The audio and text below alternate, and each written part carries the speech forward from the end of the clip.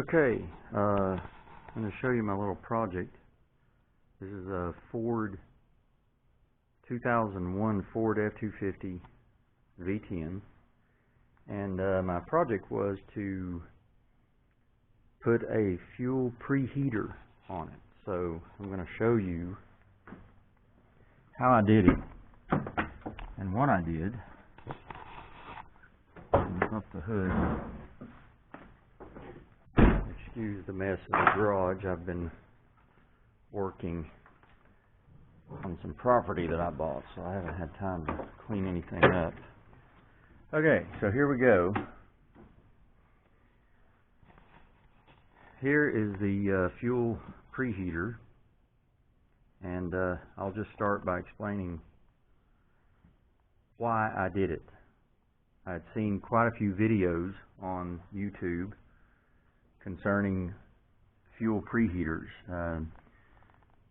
where people were doing this so that they could get two things. Number one, more power, and number two, better fuel mileage. And everything that I saw and read, everyone got a minimum, I think they said, of 10 miles to the gallon, or around 10 miles to the gallon better on fuel mileage. Of course, this being a V10, the average fuel mileage, if you have the right set of tires like these instead of these, I had these on there, and believe me, you do not get good mileage or good power. It reduces your mileage and power. So I put these back on.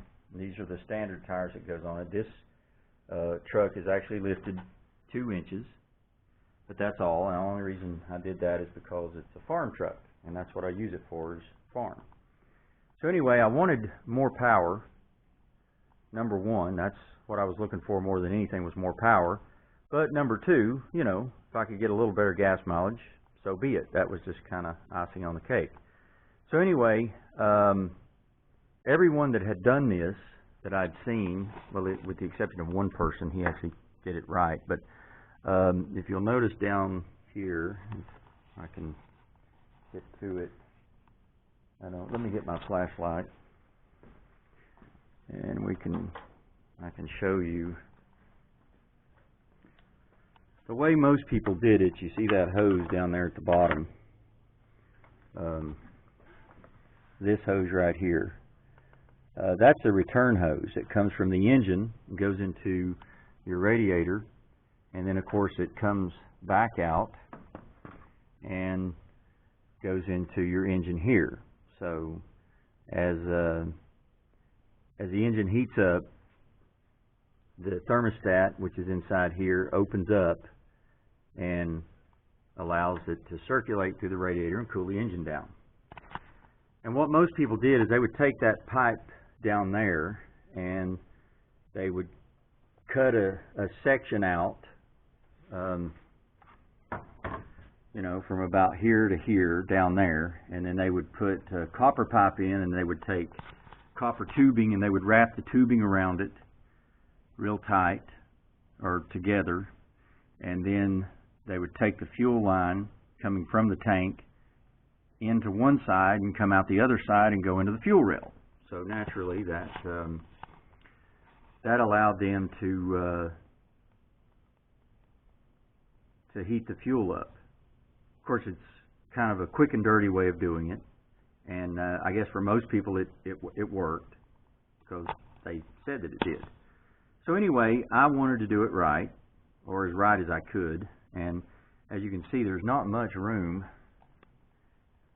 in this vehicle or under the engine compartment for anything, and that's just Ford. Ford never makes room for anything. So anyway, I found this one little space right here, and I bought this device. This is a heat transfer device, and it's actually used for hydraulics. So I went and I bought these NPT fittings, or whatever they're called. This fitting, and this fitting, and this fitting, and this fitting, and that fitting cost me about $60. This device cost me about $50 on eBay. So anyway, here's how it works. Basically, coming out of your water line right here, this is a constant water line, or constant heat. This goes to here. Actually, this pipe right here was connected to here. And as your engine heats up, it sends water through here and into your, not radiator, your heater core, and then comes back out of the heater core and into the engine. So you have constant heat. Of course, everybody pretty much knows that.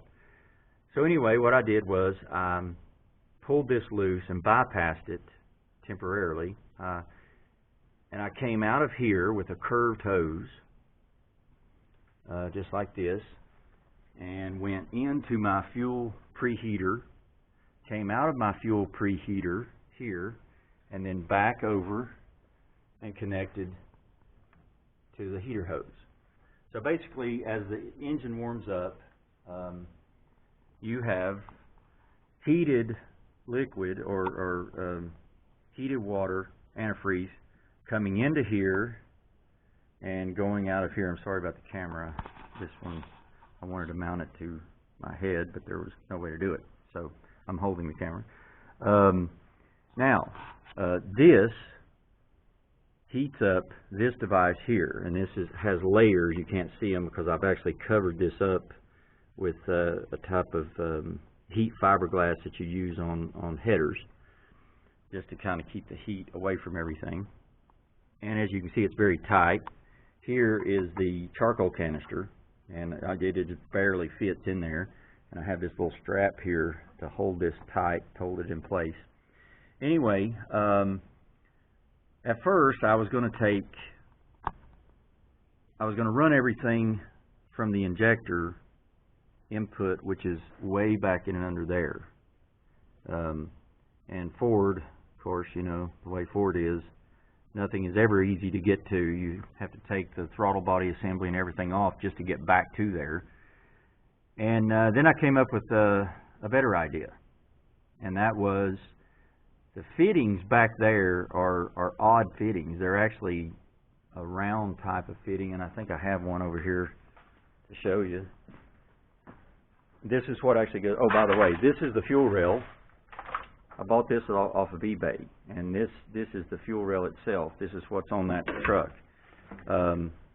This is the fuel going in, and this is the return line, and this is your pressure regulator. And that's what is exactly what's on that truck. So what I did was I went out and bought all kinds of stuff, spent a lot of money, and I bought these little adapters. This is for the return, goes into here, and then this one is for the main, goes into here.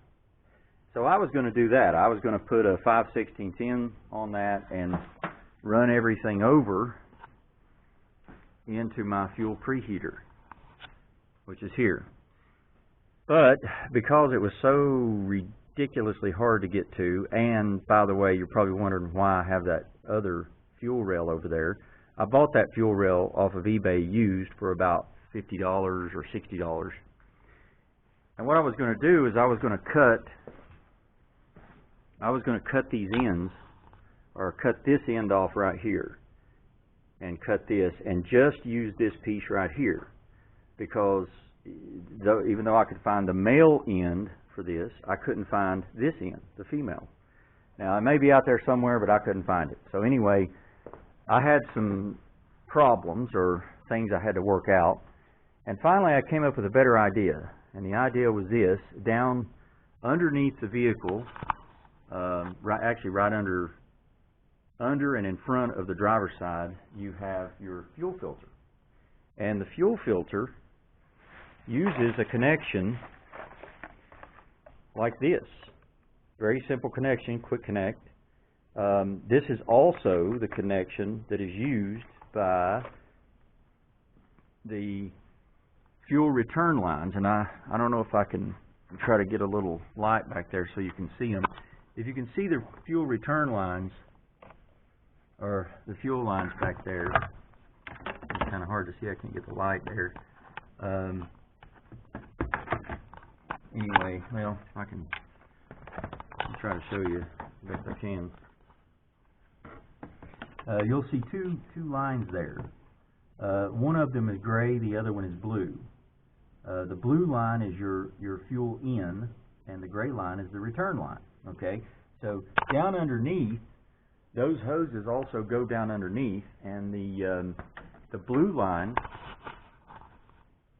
plugs into your fuel filter.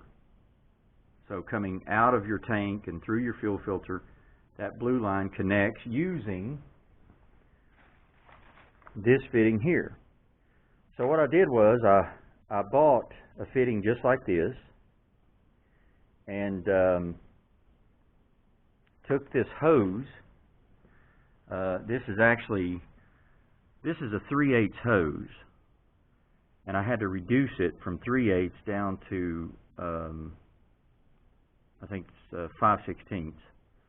And if you also notice, I have right here this heat shielding on both of these hoses going all the way down because it's so close to the exhaust manifold down there. So anyway, on the end of this hose right here, so you have two hoses, so on the end of this one you have that fitting, the quick connect. So this is my inlet side here, and this is out. So this is the fuel coming in here, this is the fuel going out. This goes down and connects to that blue hose, which goes into the fuel rail. And of course I had to buy, and I don't know if I have it sitting here or not. Like I said, I made a mess. Here it is. I had to buy one of these. It's actually a full, I cut this one off. I cut it off a little too short, but there's two ends to it. It's like this here. If I can show you this one. You get these two different types of pipes. You have 5/16 and 3/8, and they have the little ends on them, little flared ends on them, so that you can use a quick connect. So I took the 5/16 out of here and cut it, and this I pushed into my return hose down at the bottom underneath the truck, and then the blue connector over here that runs down there that normally hooked in to the fuel filter, I hooked it into this hose. So I put this inside this hose, clamped it down really good, and plugged it in. So ultimately, here's how it works. You start the engine, it heats up, it circulates hot water through here, or hot antifreeze through here, and then your fuel coming from your tank pumps up, comes into here. Let me get the camera where you can see. The fuel comes up through here, into here, out of here, and back down, and then connects to that blue line back there going to the fuel rail. Well, it worked. Everything worked. I tested everything and double and triple tested it because I'm real, anal about stuff like that, OCD. So I made sure everything was tight, everything worked, there were no leaks, and it did work. And now I have a little laser temperature sensor, which I don't see right now, which I'll have to find it because I wanted to show you the temperatures. But anyway, started the truck, ran it, and shot the laser right down here and right here, and it was running about I would say 140 degrees right here, and basically the same over here, about 140 degrees. And this remained fairly cold, and this began to heat up. This side, this is the return going back, the return going back to your fuel rail. So this is going to the fuel rail, this is coming from the fuel tank. So this remained cold for a little bit, but eventually it heated up too. So here's what I found. Now, if anyone on here has any suggestions or comments or whatever, by all means, leave as many as you want. Two purposes I had: number one, power, and number two, fuel mileage. Everyone said, like I mentioned before, that you would get a minimum of 10 miles per gallon increase, in fuel mileage and an increase in power. So, did I get an increase in power? Yes. How much increase did I get? I would have to say probably, if I just guessing, between 20, maybe 30% more power. I could definitely tell it had more power. No doubt about that. So it did increase the power. Now, fuel mileage. What's the deal with the fuel mileage? That was the second part. One is power, two is fuel mileage. Everyone said around 10 miles to the gallon increase. Well, that did not happen at all. As a matter of fact, as I drove it, I noticed that it was actually getting less fuel mileage. About 2 miles to the gallon less fuel mileage. Of course, that may be because of the engine. This is a Ford V10 non-EGR, so it does not have an EGR valve, and that does make a difference.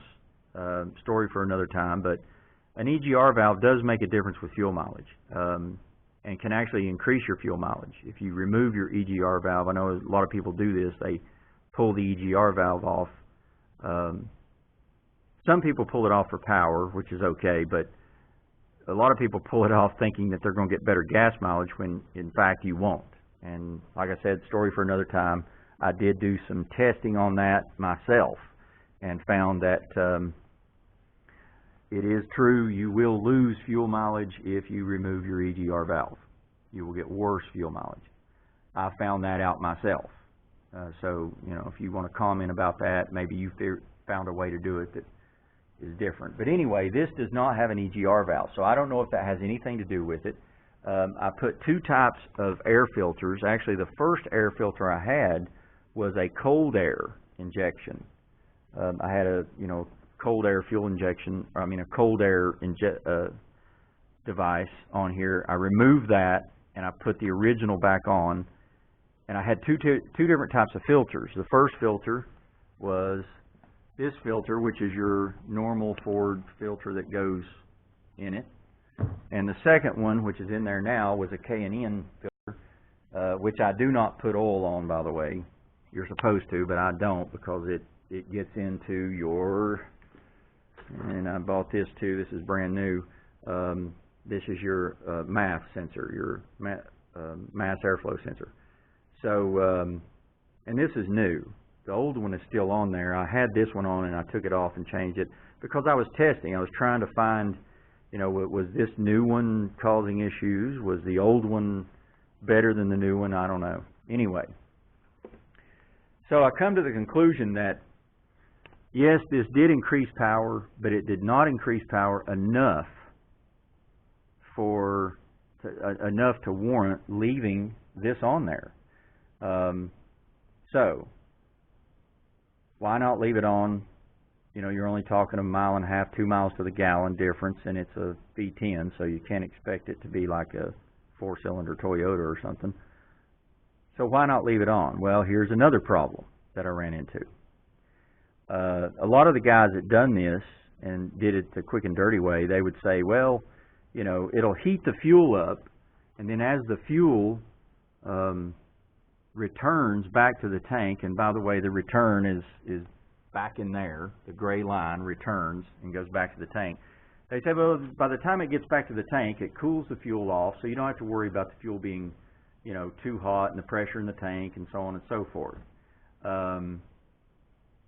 No, that's not true at all. While you're driving it does okay as far as the fuel tank pressure and the vent valve. Here is the charcoal canister, and over here is the vent circuit valve. Okay, underneath the truck there's a Y pipe underneath the truck, and there's a hose connected to one end going over here to the charcoal canister. And you can probably see it, get some light on it. You see that hose right there, I had to replace, by the way. That hose goes to one side of the Y, and then the other side of the Y comes over here and goes in right down there. You can see that right below there, right below this, and don't really have enough light here. It actually goes in right there. So that's the other side of the Y, this part right here. Okay, and then you have this pipe, or this hose, which goes into your manifold, or your intake, throttle body, rather. And the purpose of that is basically there's a sensor in the on the gas tank in the back. It's a plastic gas tank. It's only 23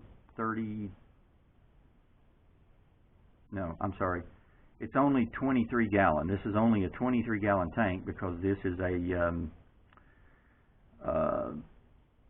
a work truck.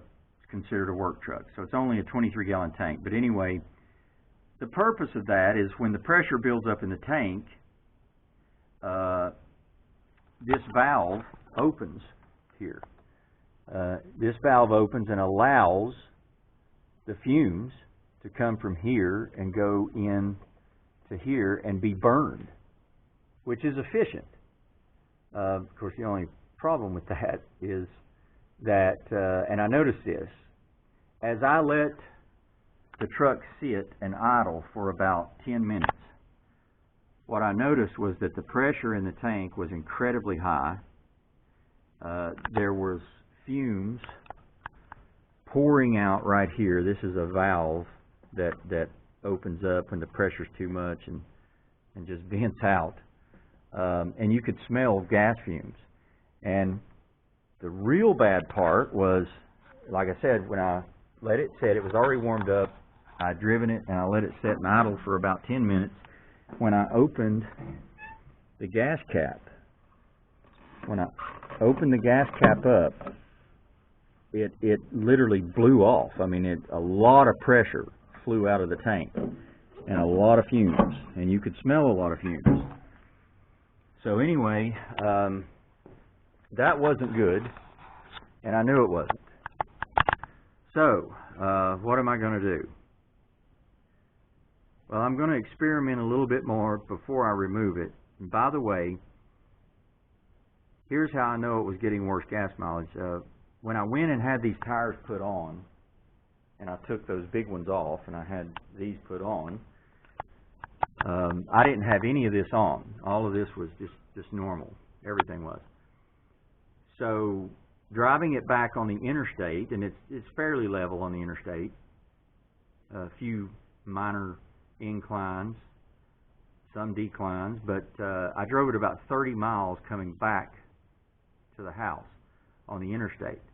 Now, the one thing that I noticed after I had these tires changed out, the one thing that I noticed was that my fuel mileage, and this actually has a fuel gauge, a miles per gallon gauge, I noticed that I was getting about 15,